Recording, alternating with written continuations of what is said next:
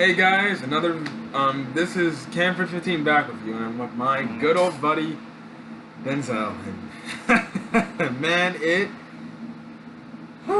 listen, we're pretty exhausted right now because we just did literally 3 videos in a row, and stuff like that. But now, here we go to conclude with the Spider-Man Marathon, and well, we're here to conclude the Spider-Man Marathon with the movie that I personally believe is the really hands down, in my opinion. This is my opinion.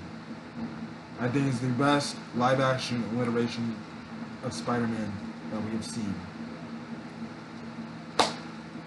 I think he's better than Andrew Garfield's alliteration Spider-Man and Tobey Maguire's alliteration Spider-Man. Now we're talking about the Tom Holland Spider-Man, and we're gonna get into Spider-Man: Homecoming, the last Spider-Man movie made before Far From Home coming out this upcoming Tuesday. So, if you watched my last video, at the end I said that after Amazing Spider-Man 2, everyone who was a Spider-Man fan thought literally the franchise was never going to recover from the abomination of The Amazing Spider-Man 2. Like, people were debating, are we going to get The Amazing Spider-Man 3 with all the internal fallouts going on? Are we going to get that still? Are we going to get another reboot from Sony, again, of Spider-Man?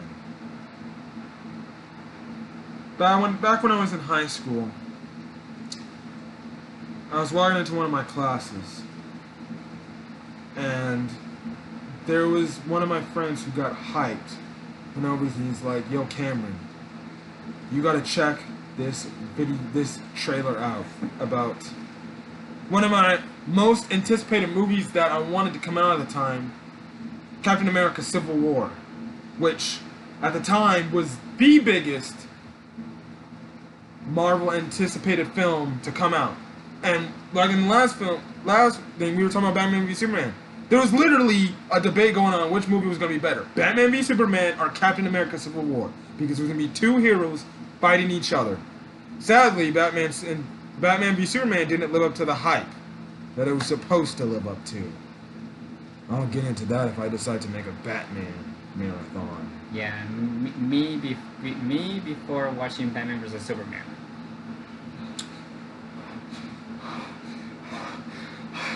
After watching Batman v Superman. But like I said, at the 2 times there was a literal competition between DC and Marvel for which little hero versus hero matchup would be better. Would it be the DCEU's Batman v Superman, or Captain America's Civil Wars, or really the MCU's Captain America: Civil War? But going back to my story, I pulled up the trailer. I watched the whole trailer throughout and throughout. There was this part, at the end of the part, Tony Stark's Iron Man character says, "Alright, I've lost my patience.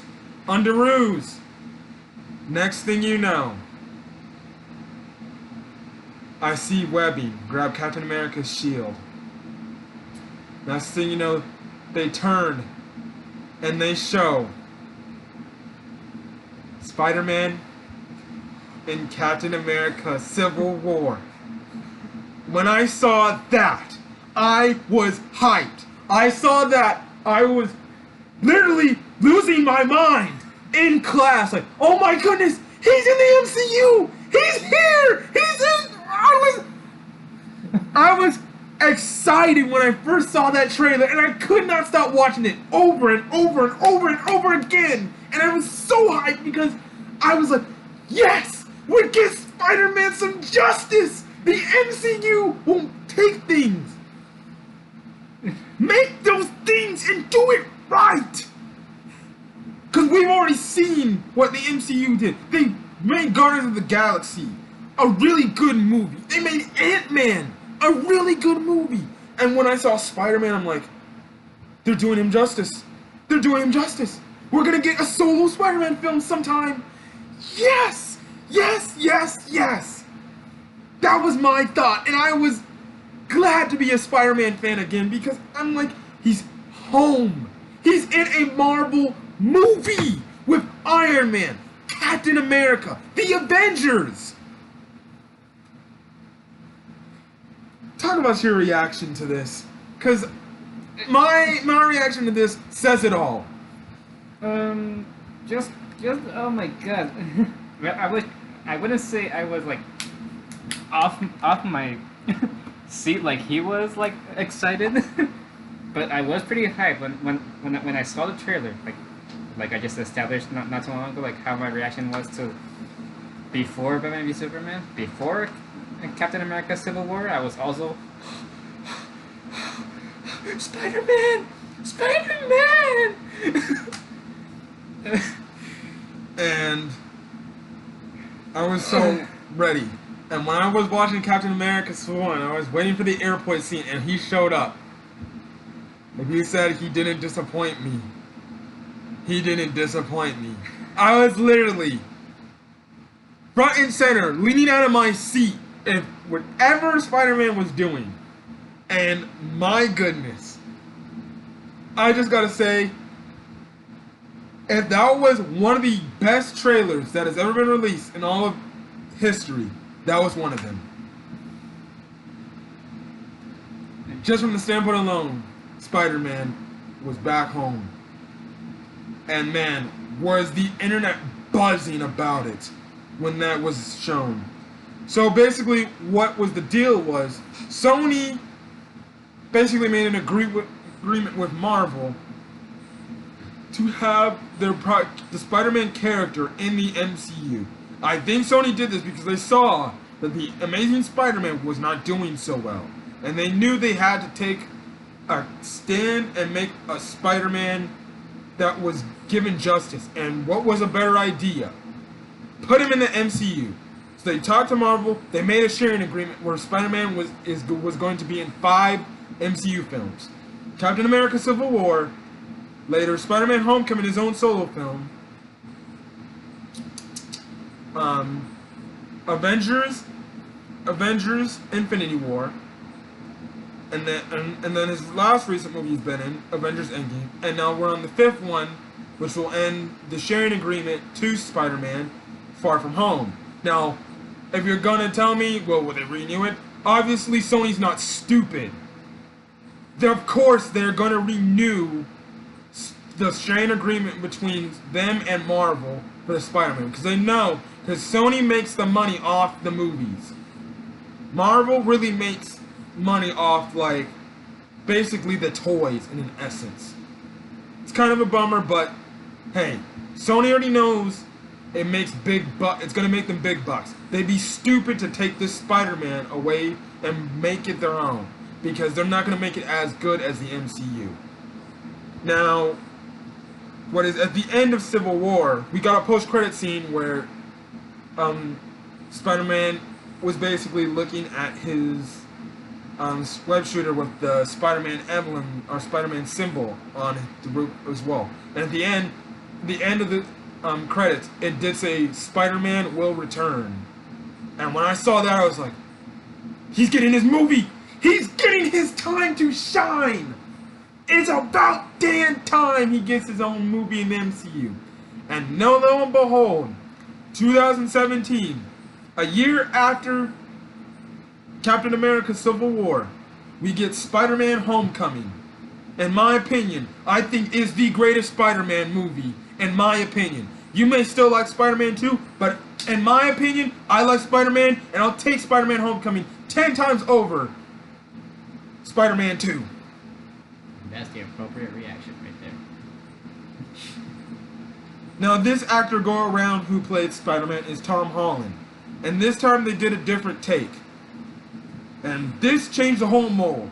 They did this, and the one thing people loved is when they first announced this. Spider-Man will not have an origin story. This will not be a prequel film where it will have an origin story. This movie will take place right after Civil War, right after where it leaves off with what Spider-Man's doing. And I was like, thank God. We don't need to see the whole Uncle Ben dying crap again. Not to say that's bad, but we don't need to see that again. We already seen it 2 times. If we were given it the 3rd time, that might have been a downgrade for the film. But I'm glad we didn't get that. Anyways, going back. This time, another difference is, instead of having an adult character play it, pretending like they're in high school, they actually got someone who was literally at least a high schooler age to play the role, and that is Tom Holland. And this was his first big gig. He was in other movies before Spider-Man, but this was legit his first big gig. Now, he's in all sorts of other movies. He's in, I think, an Uncharted film coming up soon. He's in this other Disney film with Chris Pratt. He became a star once he was the Spider-Man character, and he had his own solo movie. It goes to show, characters like this have their own solo movie. Go look at Chris Pratt after Guardians of the Galaxy. Look at him now. He's in the Jurassic Park franchise after Guardians of the Galaxy. And Chris Pratt before Guardians of the Galaxy was literally just a fat nobody. Let's be honest. That's putting it bluntly. But anyways, I never heard of Tom Holland. There was a lot of people that disagree with the fact that, oh, why are we having, like, basically a kid doing Spider-Man? And that was the one thing about Spider-Man is, he was basically a teenage boy doing hero stuff. And I thought it was cool that we're finally getting a teenage version, a legit teenage version. Not where it's like he's in his senior year and then he graduates and he's out of school. He's in college.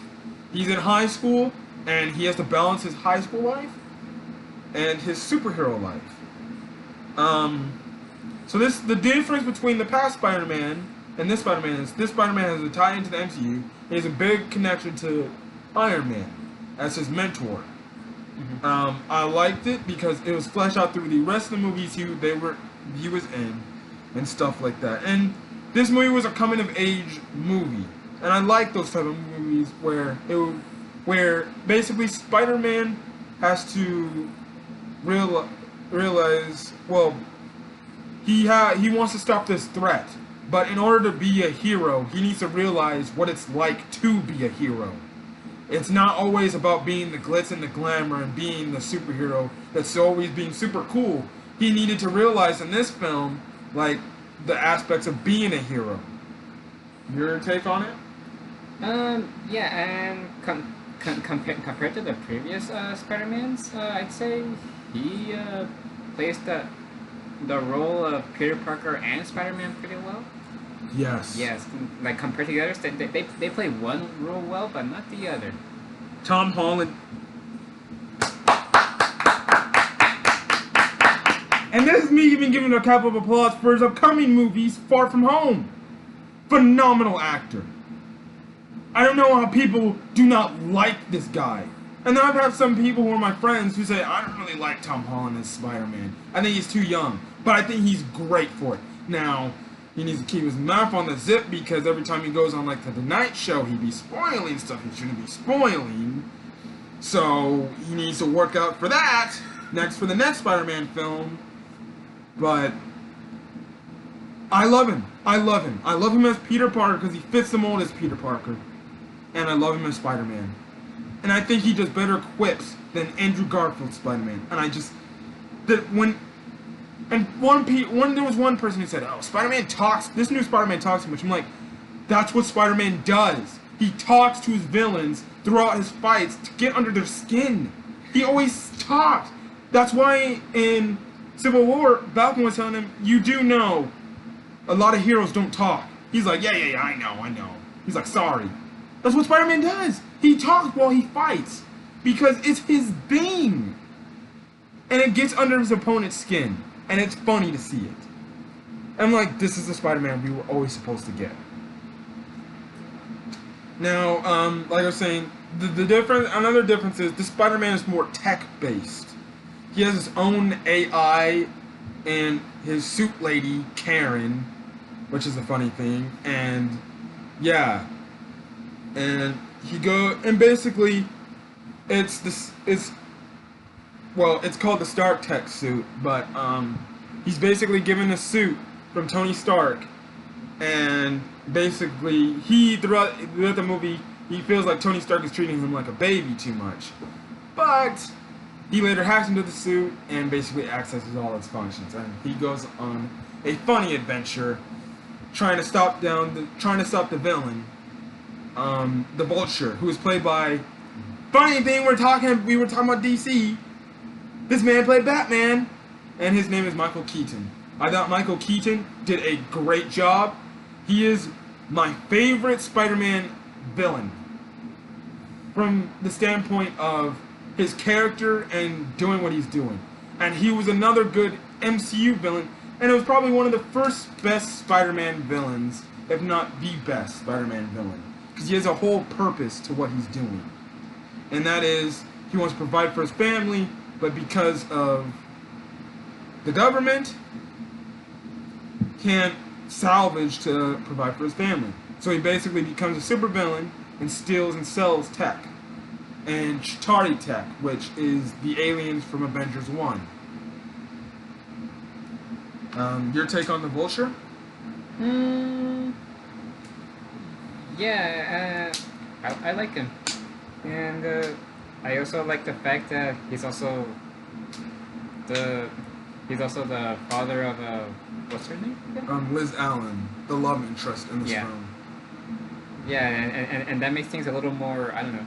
And Bro, yeah, I was you cannot tell me. Anybody who's seen Spider-Man Homecoming, if you have not seen this movie, I swear, find this movie either on Blu-ray or DVD. Go find it. Well, I don't think it's on Netflix anymore. maybe you should have said this before we started this.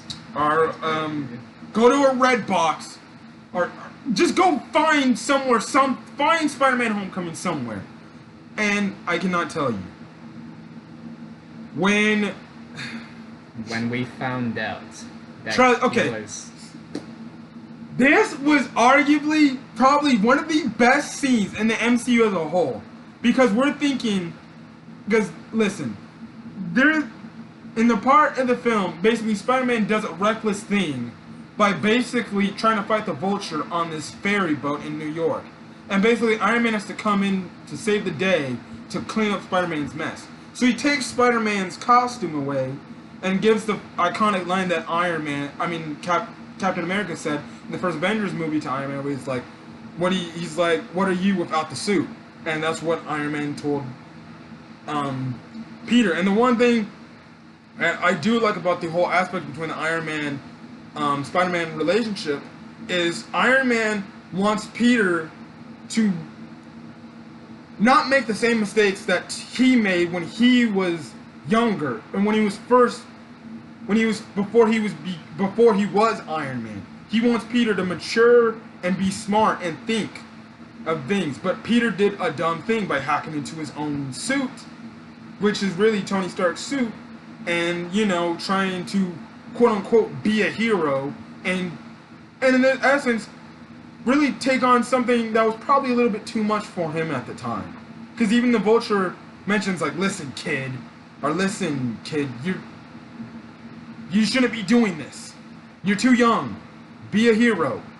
So you shouldn't even be. Go be a little side hero and save and stop petty crimes. You're not up for the big dogs. Yeah, and the one thing is basically somewhat a little similar in like how in Spider-Man 2, how Peter just lives his life without being Spider-Man. This is what Peter in this movie does for a little period of time. He doesn't become he's not Spider-Man for a certain time, because he really got chewed out by his mentor, and he feels like he let his mentor down. Mm-hmm. And the thing that gets him back in high spirits is when he asked his love interest in the film, Liz Allen, out to the homecoming dance. Funny, but they named Spider-Man Homecoming after a dance, the homecoming dance. But anyways, I did not see this coming. I don't think no one saw this coming, because man, this was one of the greatest moments where you had yourself like, holy shit. Excuse my language, but you might want to leave that out. Man, when Liz Allen's dad opened the door and it was revealed to be the Vulture, I literally fell out my seat. I was like, he's effed up! Or he's effed! And when you saw that scene, you could see Tom Holland's, and Tom Holland does a good thing about looking like he's literally like zoned out and shocked out of his mind, knowing this is the guy I've been fighting, and he is my technically girlfriend's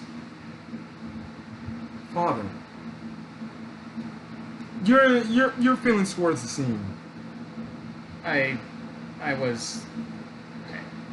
just remained frozen. I just remained frozen on my seat. Like I just stared. Like, oh great. Now what's the girlfriend gonna think? Now what's he gonna do? What if he breaks his heart? How did that know? Yeah, and then the whole. He just left in that moment. Like. Yeah, and then that whole car scene. Man, when Liz Allen was basically, oh yeah, Peter's been doing this, but the crazy thing is, like, he hasn't really been around, but then Spider-Man's been around. And then it's so crazy because when you see Michael Keaton's character put the pieces together, it's like, you know he's smart as hell! That he's not dumb like the other supervillains in the past Spider-Man films where it takes them literally to the final battle to really realize that Peter is Spider-Man. He really puts the pictures together. He's like, Spider-Man was here at the Washington Monument when my daughter was in trouble. And my daughter's saying Peter wasn't there. And when he adds it up, and then when they show the picture where, and then they show the look where he's looking through his rear view mirror, and he's like, good old Spider-Man. I was like, oh crap, no. And then he lets his daughter get out, and then he pulls the gun on him. You can talk about this even so. Oh my goodness. But I think you'll do a better job of explaining to me than me. Man, that was such. It was a scene because that scene when he pulled the gun on him, he was like, look, don't mess with me anymore. Otherwise, I'm gonna kill you. And he looked like he was gonna be like, I'm gonna kill you. Now, let's be real. How the hell did no one see this dude with a gun in his hand with a kid in the car? I know everyone was having a good time with the dance, but come on. You're telling me you're not looking around your surroundings and you do not see somebody with a gun nearly pointed to a kid. And it was funny because, man, and it was the whole trope of Spider-Man blowing off the girls he loves to be a hero. And he had to do it to stop The Vulture. the Vulture. And the movie looks gorgeous. The movie looks gorgeous. My goodness. If you haven't seen the movie, I won't spoil the rest of the movie. I think this is a movie you need to see, especially before you see Far From Home. Yeah, but I did like Jacob Batalon as Ned Leeds, who is Peter's best friend. I thought he did a phenomenal job. And he's very funny as the guy in the chair. I was watching. That scene was funny. Trust me. This was one of the more funny Spider-Man movies ever, if not the funniest Spider-Man movie to date. And I hope Spider-Man Far From Home is even funnier than this, because my goodness, I can't wait. But other than that, The ending, though. The ending. When he puts on the suit that he finally deserves.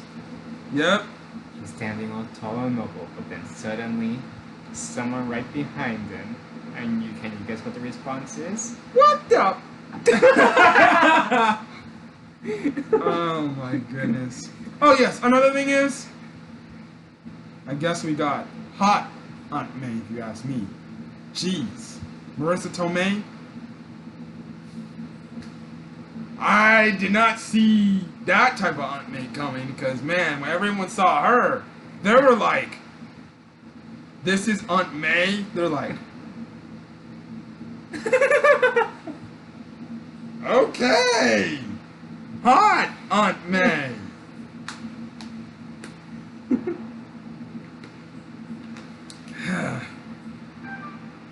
Well, all I gotta say is Spider-Man Homecoming is my favorite and my favorite movie. For a time, it was my favorite MCU movie until Avengers Endgame came, and then this made Spider-Man, and it made him big again. And I can't wait for Far From Home to continue this story. Also, Zendaya did good in the role she was given. She had a smaller role, but from Far From Home, it looks like she's going to be given a more bigger and prominent role, as now someone to be the love interest in the film. And I think she'll do a good job. I thought she did a good job in the first film, and you know, it's.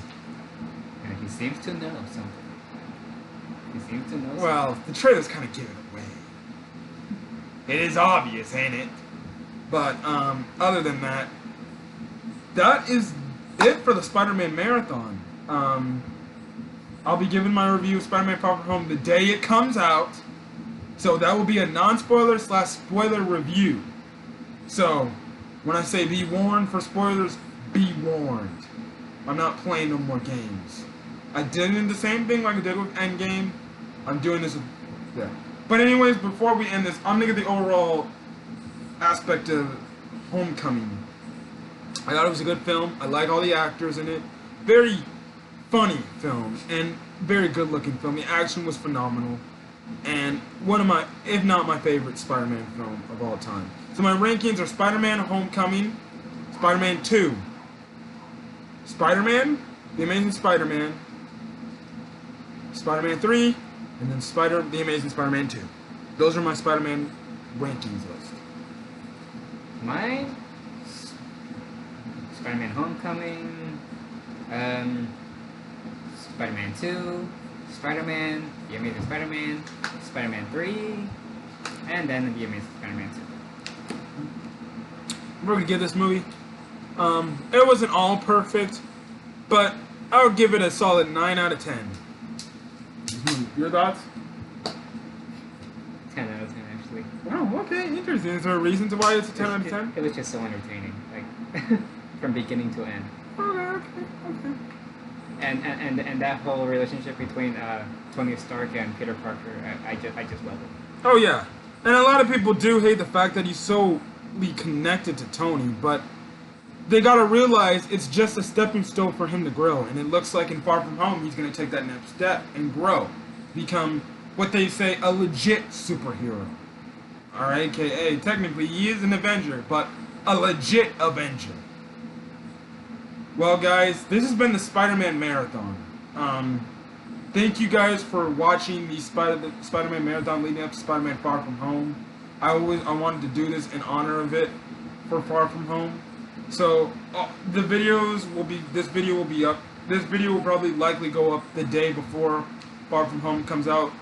And if you really hadn't anticipated to see Far From Home, please, and I mean please, stay away from spoilers. Stay off social media the best you can, because you do not want to get spoiled. I always hate when people get spoiled. I hate when I get spoiled. Let's not put any spoilers in the comments section.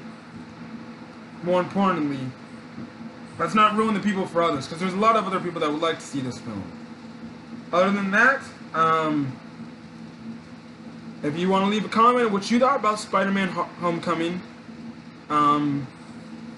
there you put it. Leave a like, subscribe if you feel like it, and you know, let's just get ready, because Spider-Man Far From Home is just a few days away. And when it gets here, you best believe I'll be in my front seat, eating popcorn, and watching Spider-Man Far From Home. Won't it look a little weird on the front seat? Well, you know, my movie theater seat. But you know, I'll have first dibs in the theater. Well guys, it's been Cam for 15 signing out. The Red Wolf. See you guys on the next video. See ya. Peace.